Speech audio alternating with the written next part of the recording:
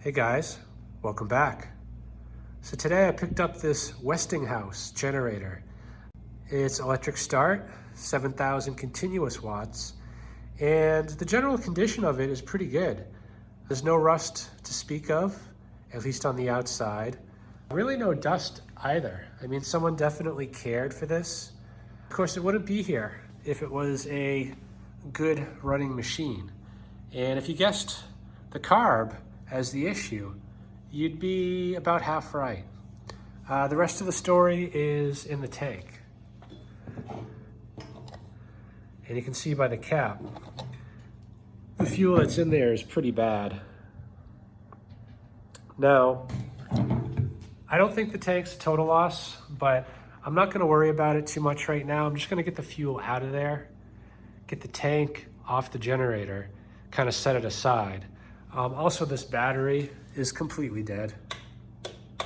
So I'm gonna get that off as well, and then dig into the carb. You know, I'd like to see that this thing can runs good, makes power, and if it does, then we will deal with the battery in the tank. So let me get you set up in a stand and get going on this thing. I was kind of hoping the fuel valve was off. Never so lucky.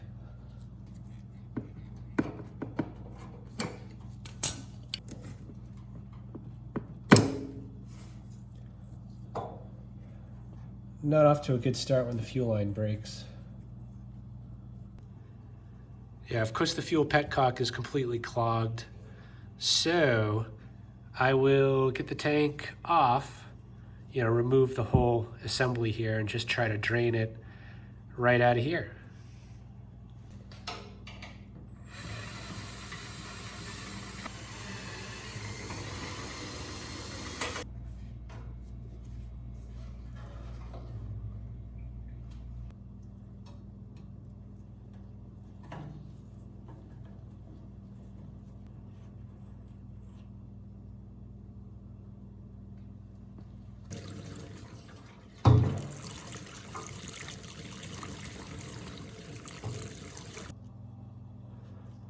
So, surprisingly, not as much rust came out as I thought it would. You can kind of see here, besides the trough there on the bottom, things don't look half bad. So, yeah, definitely salvageable. Maybe I'll just pull this gauge off and get a look on this side to see what it looks like.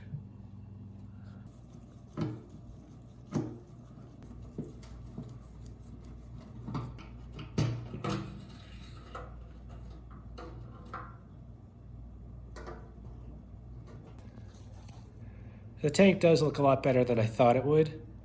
If I peer down toward the other end, you can kind of see some signs of rust here and there, and also some kind of on the wall. But I've seen far worse, so this tank should clean up well. Okay, the last few times I've used Evaporust to clean tanks and have had pretty good results, but been a little disappointed with the black staining that it leaves behind. Today, I'm gonna try some apple cider vinegar. I've heard it's just about as good and it will not stain. So I guess we'll put it to the test and see.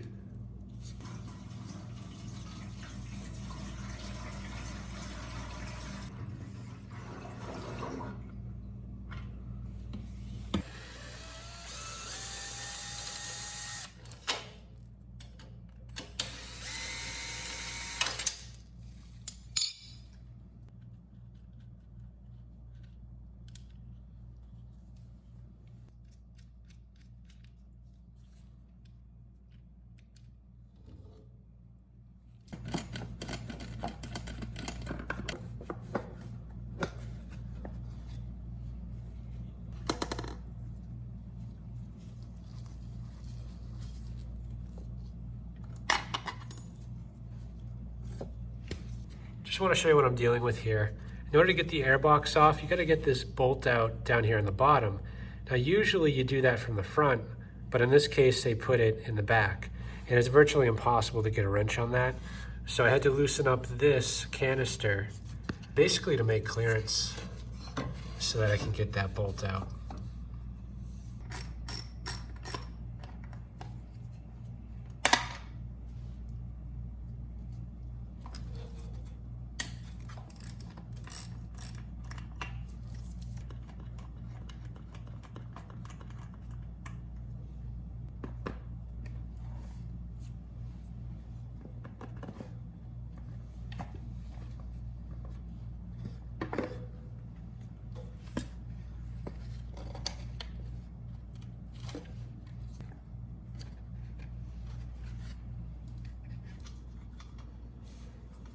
Just going to unplug the fuel solenoid, get those wires out of the way.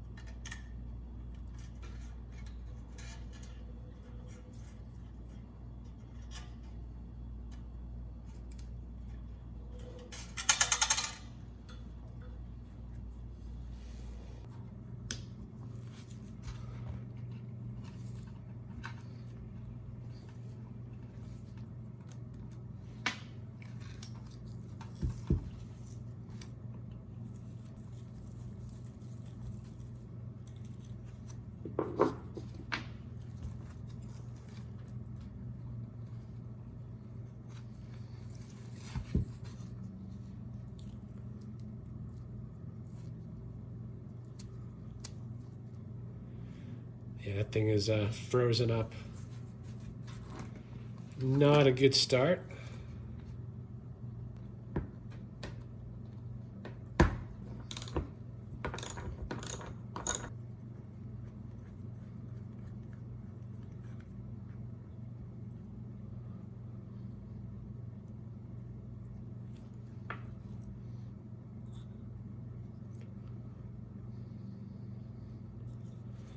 Not too bad. So the needle is not frozen. The bottom has some, some buildup, but it's not rusted. So I don't see anything concerning here. This will clean up really well. There is a main jet in there, so let me see if I can get that out.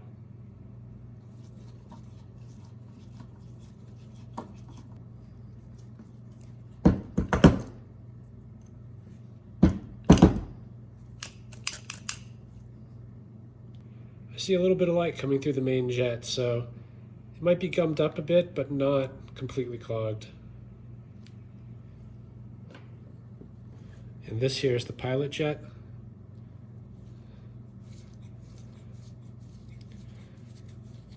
Just going to remove the idle set screw, which isn't too important in a generator. I'd say its biggest job is just to hold down the pilot jet.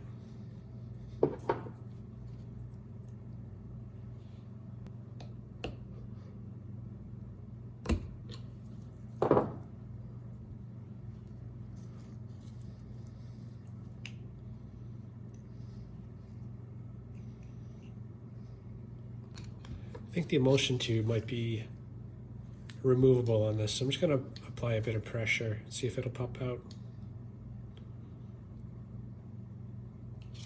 No. So they're not always removable. In this case, I don't know.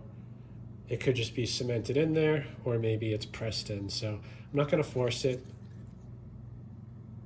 So we got everything out that I want to get out. I think next I'm just going to wire wheel this, see if I can't free it up.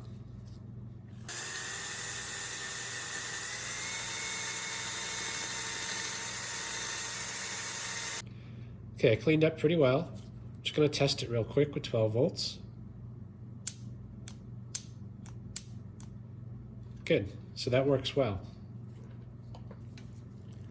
So before running this through the ultrasonic, I just go through everything and make sure that the blockages are cleared.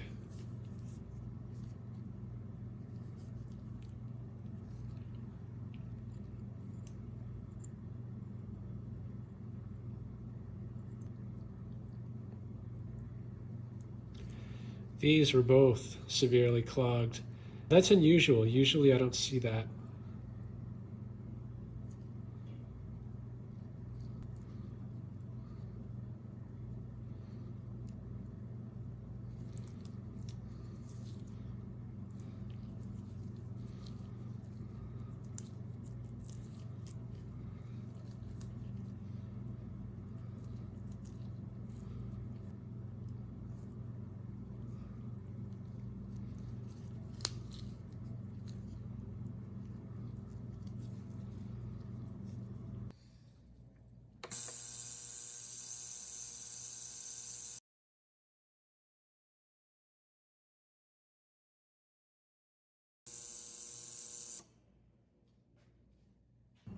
It's cleaned up pretty well. I think it'll go together without an issue and probably do what it's supposed to do.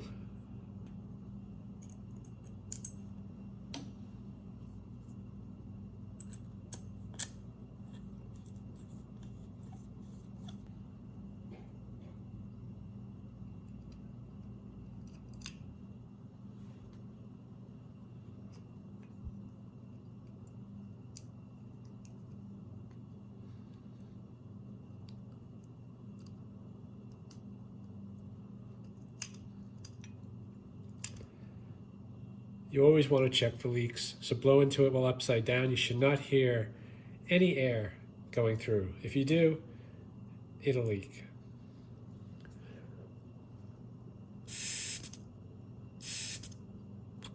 Perfect.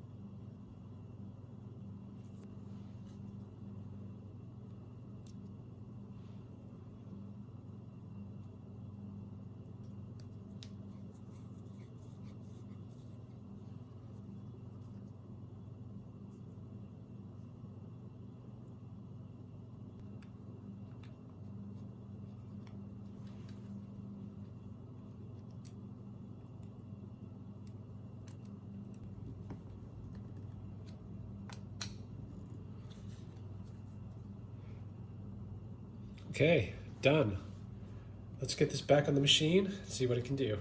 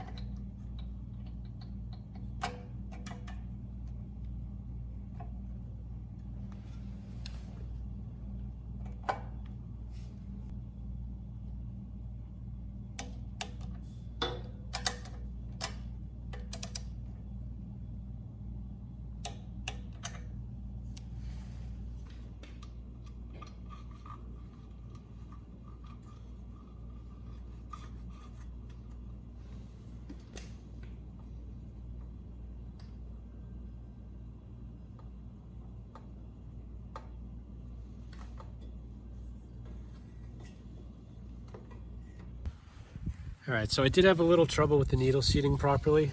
It's kind of dried up now, so I don't think you can see that it was leaking.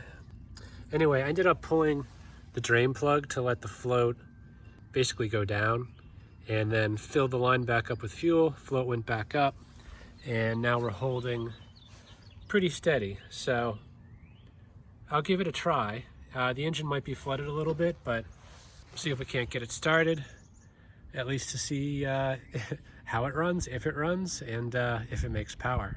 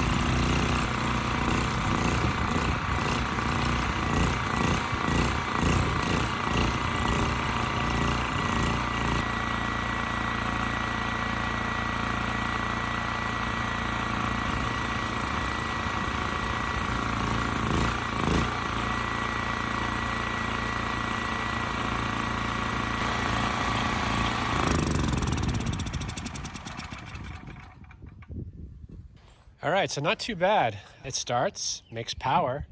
Carburetor isn't doing exactly the best job. I did have to keep it choked to kind of get rid of that surge.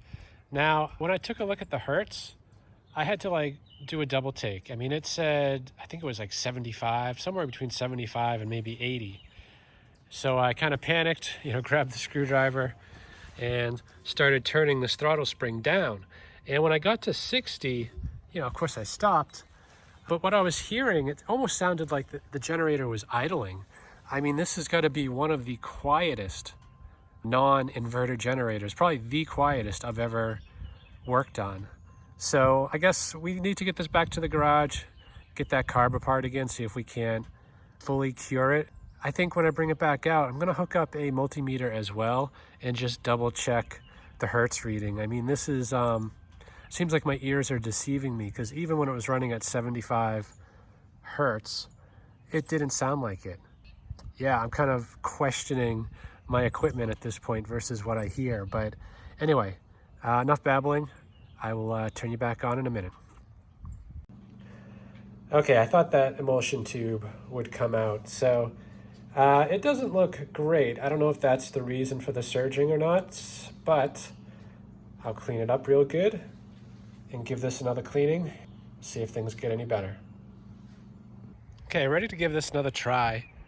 That emulsion tube, none of the holes were blocked, so I'm not sure, cleaning some of those green crusties off is really gonna make much of a difference. But the pilot jet maybe was a bit clogged, so that could make a difference. And I think the biggest issue actually is the fuel.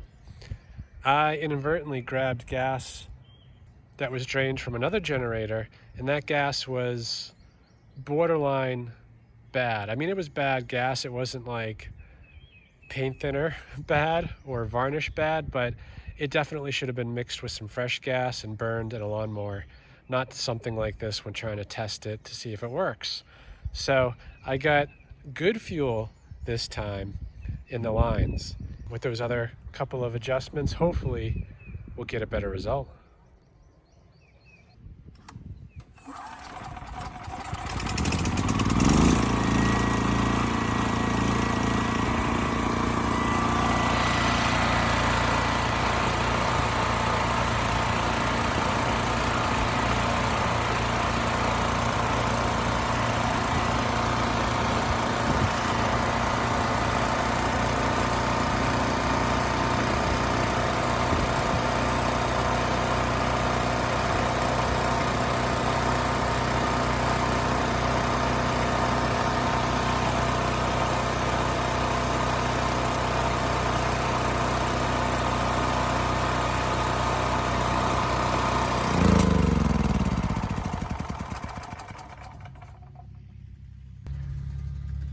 All right, that was really good. The engine smoothed right out, no issues. So yeah, it may have been as simple as bad fuel or that pilot jet or the emulsion tube. Not really sure, but it runs well now. So I'm gonna get the space heaters out and load it up with 3000 watts and just make sure that it can pull its weight. Okay, I only have enough fuel to run this thing for about a minute, so I'm going to be quick about it. I just want to get it going, get it loaded up, make sure the engine speed stays ideally around 60 hertz, but definitely above 58.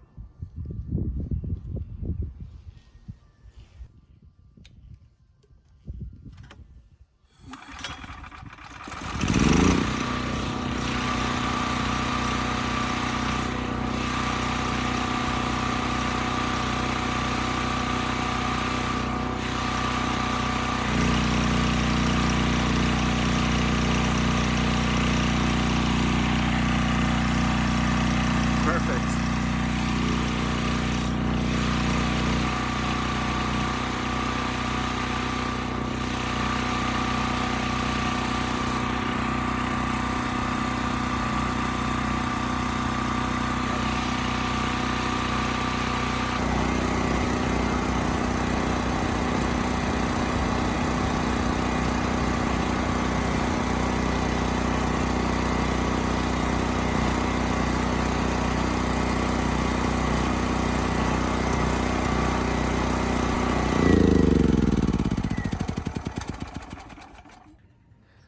right, there's a little something fishy going on here. The kilowatt is having a lot of trouble, I think, measuring the engine speed. The engine speed sounds right to me, and when I look at my multimeter, it would agree. But the kilowatt is jumping around to like 75 to 80 hertz. I wish I had an oscilloscope, so there is a little something odd, I would say, on the power side of things here. So I'm gonna actually get some more gas. I wanna try this one more time and just look at the two meters. Maybe I'll get a induction RPM tachometer as well, and just make sure we have a consensus here on what the actual engine speed is. All right, I got my son here to help, but he is holding the tachometer. And the way that works is that it's hooked up to the spark plug wire. It's just wrapped around a few times, and it's an inductive tachometer, which just means it can sense the pulse of the plug and then display the RPMs based on that. I usually don't need it because I rely on this kilowatt device to tell me the hertz, and with generators that's usually corresponds to engine speed, at least for ones like this, not for inverters. But in this case, the kilowatt meter is lying to me. You know, my ear told me it was slow, and it was, because according to that multimeter, it was slow. So I sped it up to 61.5. It sounds good now. Multimeter thinks it's 61.5, but the kilowatt meter is jumping all around between like 60 and 80 hertz and everywhere in between. So that tachometer will be the tiebreaker, but I think it'll come in close to 3,700 RPM based on the hertz that the multimeter is saying. Let's find out.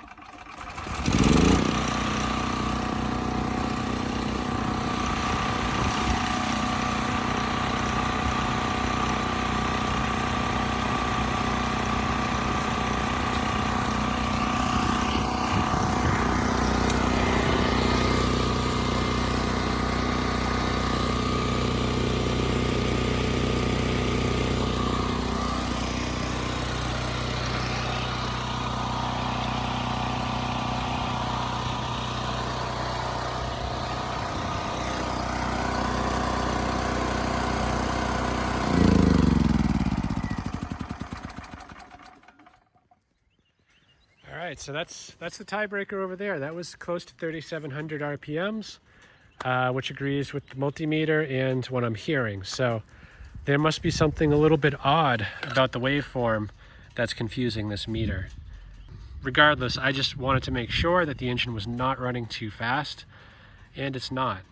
You know, I wish I had an oscilloscope because then I could actually look to see what the output looks like and why this is so confused. But at any rate, the power visually looks pretty good on the light, and of course it can handle these two space heaters without an issue, so not overly concerned. I'm going to get an order in for this battery, and it's going to take a week or two to get that tank fully cleaned up, so I'm just going to cut the video here and I'll turn you back on when I'm ready to continue. Okay, so it's been about 5 days and it's looking pretty good. The trough that had the heaviest rust is thinning out quite a bit. You know, unfortunately, the areas that looked really good before look a little bit worse. But, you know, I think given enough time, this will work. I did wire wheel this cap. It looked great. That was yesterday. Unfortunately, it's rusted up already.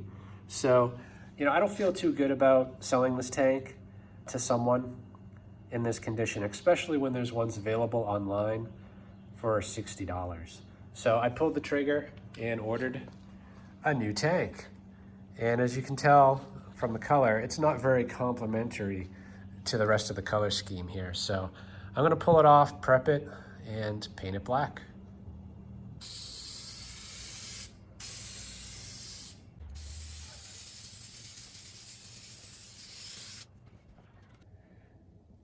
And while this thing's drying, let's deal with the battery.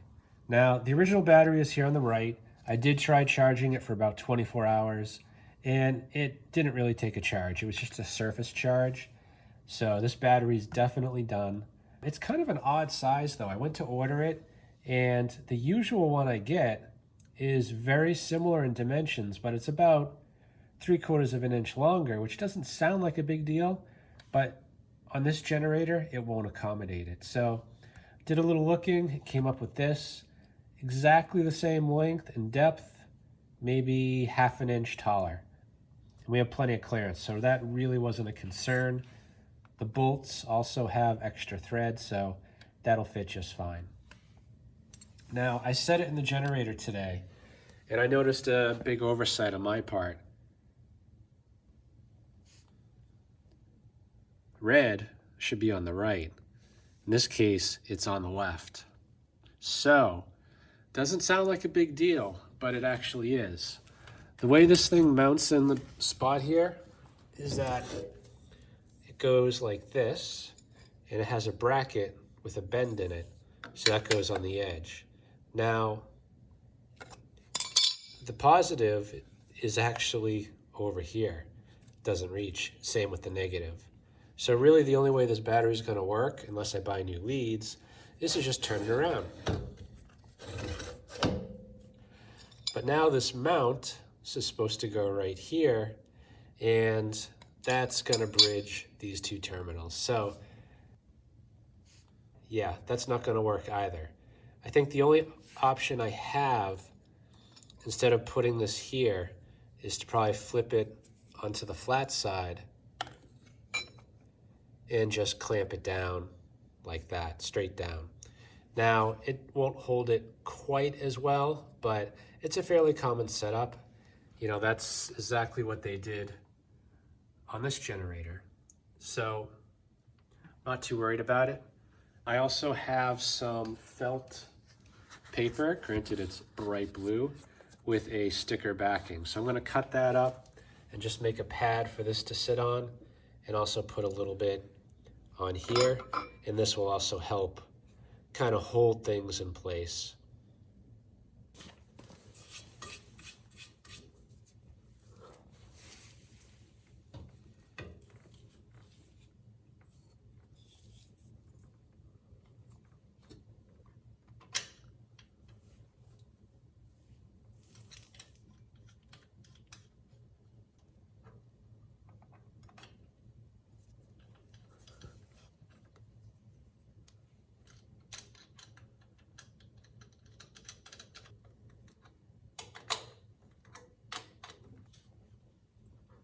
Yeah, it's not going anywhere.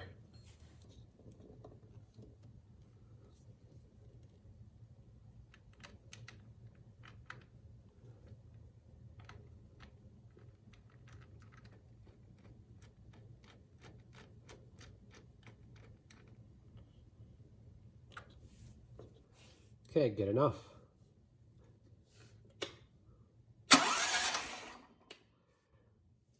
And we're good. So the tank came out pretty well. It's ready to be put back on. Now, one thing that is different about this tank is that it's vented through the fuel cap. The older one had, you know, a vent on the tank that actually attached to the back of the airbox, and we don't need that anymore, as well as that canister that was down here, so I'm going to leave that off. And as far as this connection here goes, you know, it is going to suck air from there, and it's completely bypassing the air filter, so I'm going to put a short fuel line on there, probably with the screw in the fuel line just to block it off.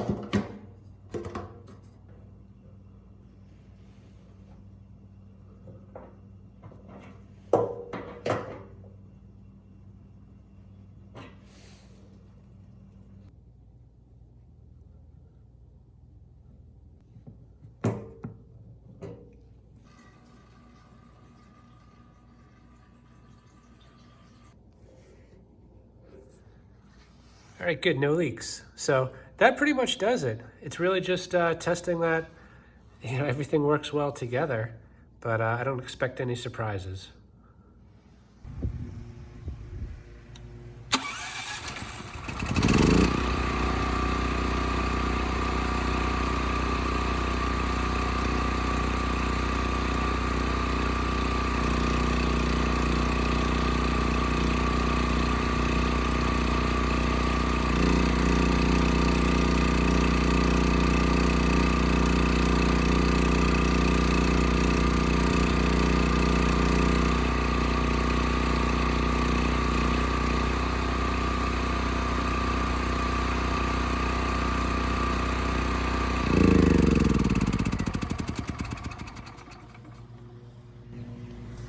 Very nice.